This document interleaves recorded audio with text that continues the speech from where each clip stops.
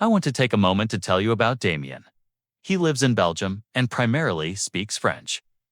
When BlueCap AI first began working with Damien, he described himself as technophobic. He used his devices, but technology felt intimidating, not helpful. For many years, Damien's work involved clearing abandoned houses. Part of his payment was the right to keep items of value and responsibly dispose of the rest. Over time, this led to something unexpected. Damien began finding antiques. Eventually, he had several warehouses filled with items he believed might be valuable. But this came with a challenge. Professional appraisal is expensive. Sending the wrong item to auction or discovering too late that something is a fake can be a costly mistake. Damien didn't want technology to replace experts. He needed help deciding which items were worth taking to the next step. That's where his bespoke BlueCap AI assistant came in.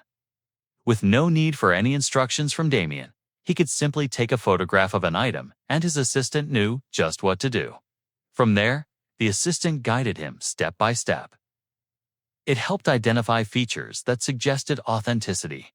It highlighted warning signs that pointed to reproductions or fakes. It explained historical context in clear, everyday language. When an item showed real potential, the assistant helped Damien prepare. It suggested suitable auction houses. It helped draft clear, professional listings. It translated descriptions into multiple languages when needed. The AI did not replace human appraisers. It helped Damien approach them with confidence and better information. Over time, his relationship with technology changed. What once felt overwhelming became a practical tool he trusted. Damien's story shows what people's first AI can look like in the real world. Reducing risk, saving time, and supporting human expertise. This is the approach we always take at BlueCap AI. Carefully building assistants around real people's needs in the real world.